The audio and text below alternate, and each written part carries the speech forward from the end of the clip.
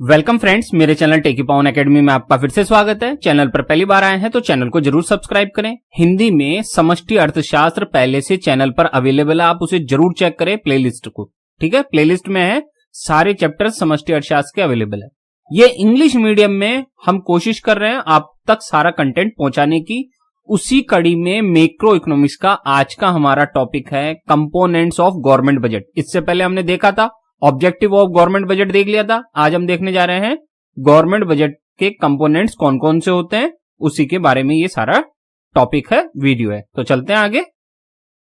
सबसे पहले मैं बता दूं, कंपोनेंट्स ऑफ गवर्नमेंट बजट को हम दो भागों में बांटने वाले हैं, रेवेन्यू बजट और कैपिटल बजट में। फिर रेवेन्यू बजट को भी हम दो भागों में बांटेंगे, रेवेन्यू रिसिप्ट और revenue expenditure.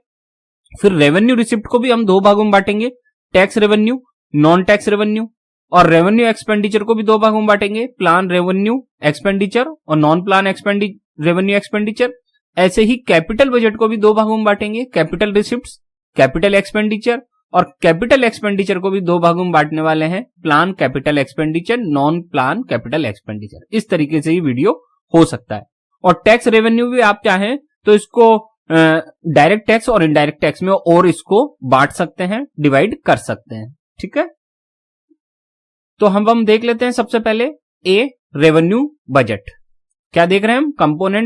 Component of budget का पहला पॉइंट रेवेन्यू बजट देख रहे हैं। ए क्या होता है रेवेन्यू बजट, देख लीजिए।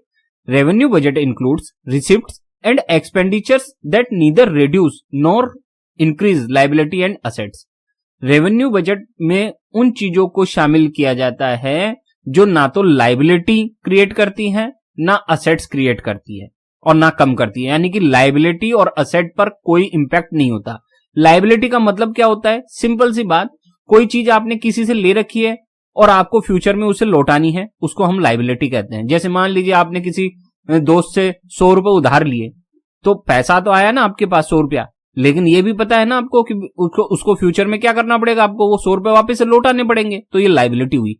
जब किसी चीज को फ्यूचर में वापस से लौटाना हो तो उसे लायबिलिटी कहते हैं। ठीक है, और असेट्स क्या होती है? असेट्स ऐसी चीज होती है जिससे कैपिटल फॉर्मेशन होता है। जैसे हमने कोई लैंड खरीद ली है ना, जमीन खरीद ली, कोई वो मकान बना लिया, तो ये क्या है? असेट्स की काउंटिंग में आते हैं। तो अब देख लेते हैं रेवेन्यू रिसिप्ट। रेवेन्यू बजट को दो भागों में बांटा गया है। पहला रेवेन्यू रिसिप्ट। तो रेवेन्यू रिसिप्ट क्या होती है? देखिए, इसकी दो कंडीशंस है। अगर वो दो कंडीशंस में कोई भी एक कंडीशन फुलफिल हो जाती है तो उसे हम रेवेन्यू रिसिप्ट कहेंगे। पहली कंडीशन क्या है? These receipts do not create any liability for the government. यानी कि गवर्नमेंट को ऐसे पैसा मिले कि उससे कोई लायबिलिटी क्रिएट ना हो। ध्यान रखना, नहीं होनी चाहिए ऐसे। ये ध्यान रखना, हम क्या पढ़ रहे हैं? ये गवर्नमेंट बजट पढ़ रहे हैं और गवर्नमेंट बजट का हम ये पहला पार्ट पढ़ रहे हैं रेवेन्यू रिसिप्ट, कि गवर्नमेंट को कैसे रेवेन्यू मिलती है रेवेन्यू रिसिप्ट में। तो ऐसी रिसिप्ट जिससे लायबिलिटी क्रिएट नहीं हो, वापस से लौटाना नहीं पड़े पैसा, ठीक है, उसको हम क्या कहेंगे? Revenue receipt. सेकंड कंडीशन क्या है? These receipts do not cause any reduction in assets of the government. देखिए, ये दोनों हो, ये जरूरी नहीं है, दोनों में से कोई भी एक कंडीशन फुलफिल हो रही है तो भी हम उसको क्या मान लेंगे? Revenue receipt. तो सेकंड कंडीशन क्या कह रही है? कि गवर्नमेंट को इनकम हो रही है, लेकिन ऐसी इनकम नहीं होनी चाहिए कि कोई उसने असेट बेचकर अपनी इनकम जनरेट की हो। मान लीजिए कोई गवर्नमेंट के पास कंपनी है, कंपनी बेचकर अगर पैसा आया है तो उसे हम रेवेन्यू रिसिप्ट में शामिल नहीं करेंगे। क्यों? क्योंकि उसमें कंपनी एक असेट होती है और असेट अगर बेचेंगे तो वो रेवेन्यू रिसिप्ट नहीं माना जाएगा। ठीक है, अब देख लेते हैं रेवेन्यू रिसिप्ट को ही दो भागों में बांट रहे हैं हम। पहला ए टैक्स रेवेन्यू। तो देखिए, taxes are a mandatory payment made to the government by households, firms and institutional units with no expectation of any return और सर्विस और बेनिफिट। टैक्स हम सभी जानते हैं मैंडेटरी पेमेंट है, यानी कि आपके ऊपर अगर टैक्स लगा दिया तो आप टैक्स से बच नहीं सकते। ये कानून है, आपको टैक्स चुकाना पड़ेगा। ठीक है, अब ये टैक्स किस किस पे लगाया जाता है? हाउस होल्ड पे भी लगता है, यानी कि परिवारों पर। फर्म्स पे भी लगता है, कंपनियों पर, यानी कि इंस्टीट्यूशनल यूनिट्स पर भी लगता है।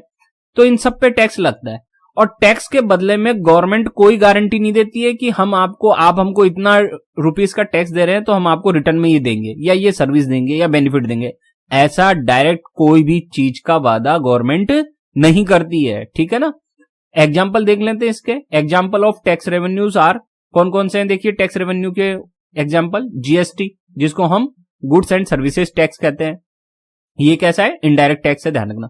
VAT, value added tax, sales tax, service tax, entry tax, road tax, toll tax, education cess, stamp duty, entertainment tax, property tax, interest tax, professional tax, gift tax, excise duty domestic, यानी कि एक state से दूसरे state में जब सामान जाता है तो उस पर जो टैक्स लगता है उसको एक्साइज ड्यूटी कहते हैं।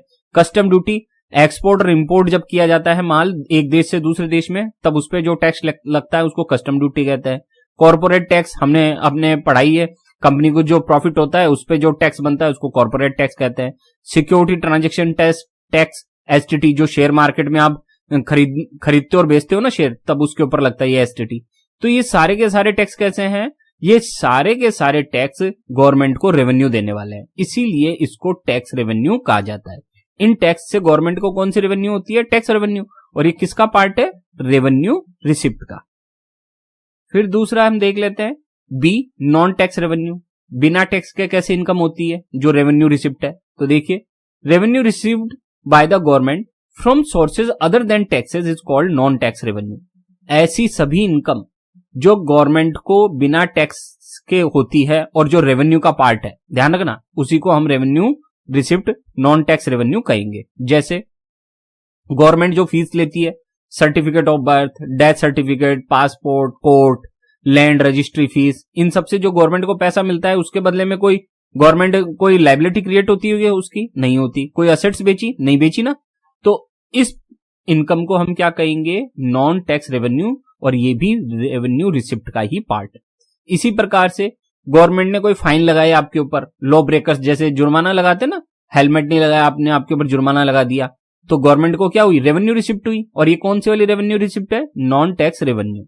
एस चीट हो गई, property that has no heir, किसी का कोई उत्तराधिकारी नहीं है और वो जमीन ऐसे पड़ी है, तो जमीन किसकी हो जाती है, फिर गवर्नमेंट की हो जाती है। Income from government enterprises, government की जो कंपनियां हैं उससे होने वाली इनकम, जैसे इंडियन रेलवे से जो इनकम होगी वो भी किसकी है, किसकी इनकम है, गवर्नमेंट की है। और कैसी इनकम है, रेवेन्यू रिसिप्ट। कौन सी वाली revenue receipt, non tax revenue receipt, ठीक है। इनकम फ्रॉम 2G स्पेक्ट्रम बेचा, 3G स्पेक्ट्रम बेचा, 4G, 5G या आने वाले टाइम में 6G स्पेक्ट्रम भी हो सकता है। इन सब की जो ऑक्शन किया जाता है, नीलामी की जाती है ऑक्शंस, तो उससे जो पैसा मिलेगा वो भी क्या है, रेवेन्यू रिसिप्ट। डोनेशन कोई मिला गवर्नमेंट को, जैसे such as PM care funds, PM care funds है ना, उसमें पैसा आया, तो वो सब क्या है, रेवेन्यू रिसिप्ट।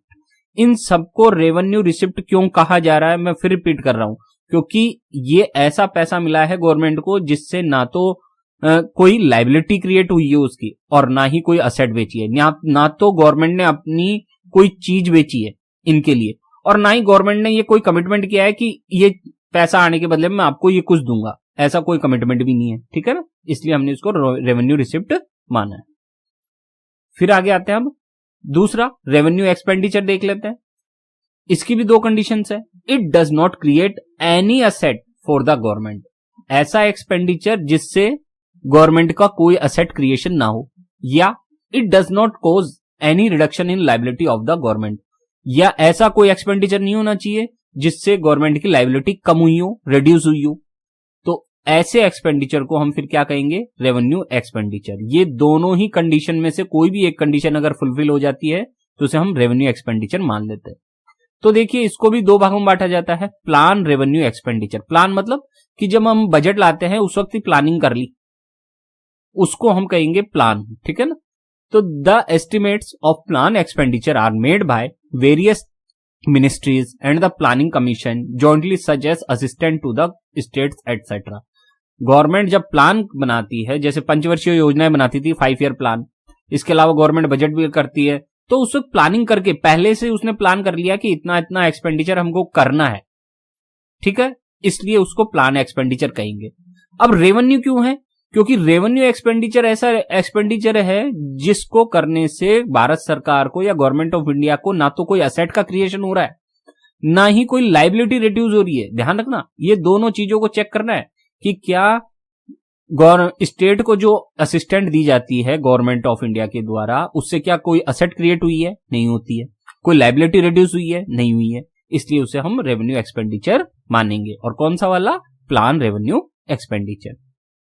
फिर नेक्स्ट देखते हैं हम रेवेन्यू एक्सपेंडिचर का B part, non plan revenue expenditure, जिसकी प्लानिंग हमने नहीं की, अचानक से वो खर्चा हुआ है। ठीक है, broadly all expenditure other than plan expenditure is classified as non plan expenditure. Plan expenditure को छोड़कर जितना भी एक्सपेंडिचर है वो क्या कहलाएगा? Non plan expenditure. Such as payment of interest, कोई इंटरेस्ट की पेमेंट करनी हो, कोई सब्सिडी देनी हो, payment of salaries to the government employees, important, जितने भी गवर्नमेंट एम्प्लॉइज की सैलरी है वो सब नॉन प्लान रेवेन्यू एक्सपेंडिचर में आएंगी। ठीक है ना। Grants to the state government, कोई स्टेट गवर्नमेंट को ग्रांट दी, grant given to the foreign governments, expenditures on defence, आपके मान लीजिए पाकिस्तान के साथ युद्ध हो गया और अचानक से डिफेंस पे आपको खर्चा करना पड़ा, तो ये सब क्या है? अचानक होने वाला खर्चा है, इसकी कोई प्लानिंग नहीं होती है।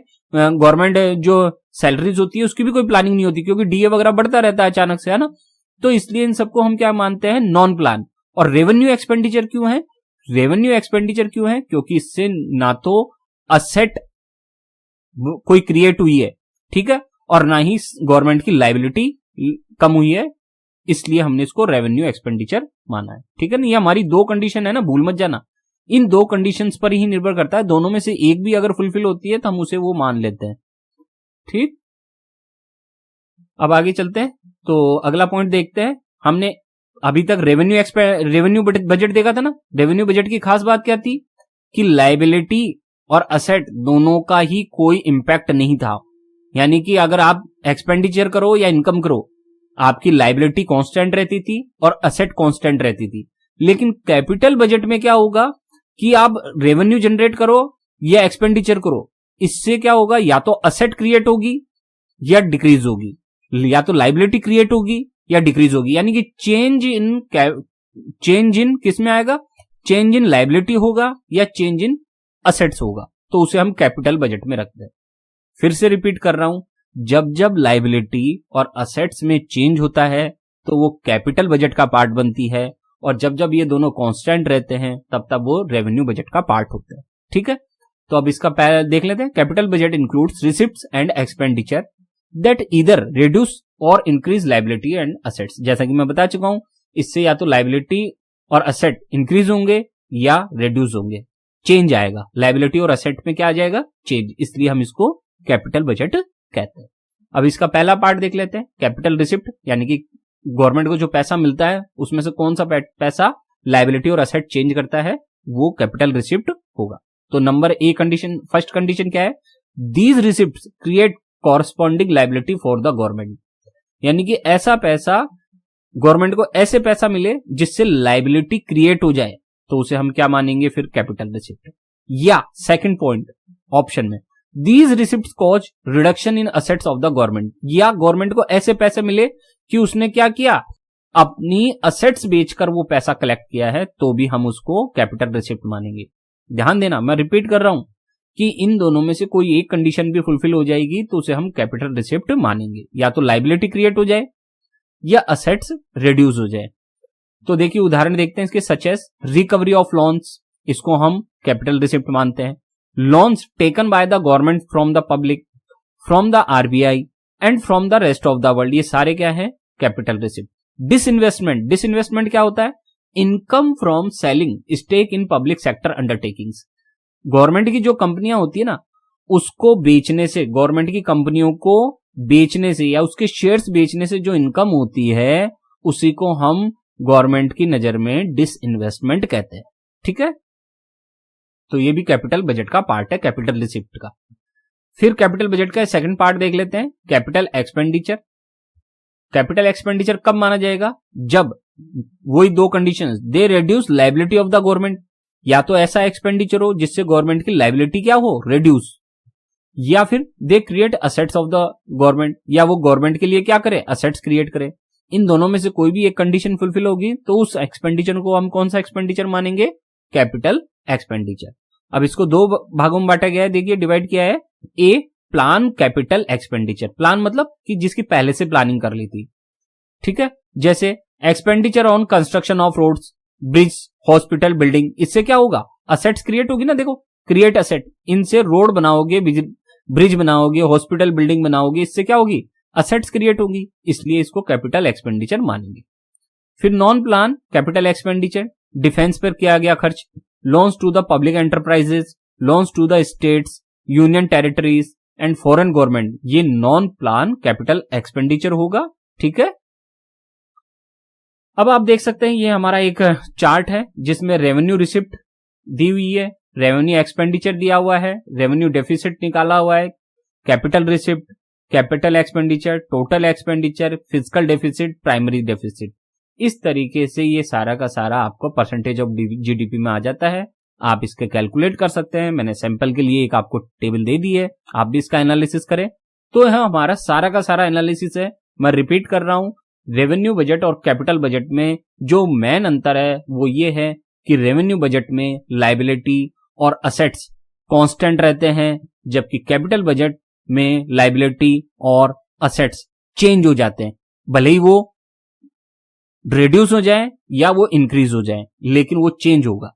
जबकि रेवेन्यू बजट में ना तो वो डिक्रीज होते हैं ना ही वो इंक्रीज होते हैं, वो जैसे हैं वैसे के वैसे ही रहते हैं, कांस्टेंट। उम्मीद है आपको ये टॉपिक समझ में आया होगा। चैनल को जरूर सब्सक्राइब करें। Thank you. स्टूडेंट्स, मेरे दो चैनल हैं, एक है टेकी पावन एकेडमी, दूसरे का नाम है इंफॉर्मेशन टेक्नोलॉजी सेंटर। यूट्यूब के हैं दोनों चैनल। टेकी पावन एकेडमी पर आपको सारा एजुकेशनल कंटेंट मिलेगा इकोनॉमिक्स के बारे में, और इंफॉर्मेशन टेक्नोलॉजी सेंटर पर आपको share market, NPS, CCS NPS rules, PPF, fixed deposit schemes, gold investment schemes, SBI schemes, post office की स्कीम्स, एमएस एक्सेल की मास्टर सीरीज, कंप्यूटर और मोबाइल के सॉल्यूशंस और बेस्ट इन्वेस्टमेंट प्लान की 100% सही और संपूर्ण जानकारी मिलेगी। तो आप मेरे दोनों चैनल जरूर सब्सक्राइब कर लें। आज का पूरा वीडियो देखने के लिए आपका बहुत बहुत धन्यवाद।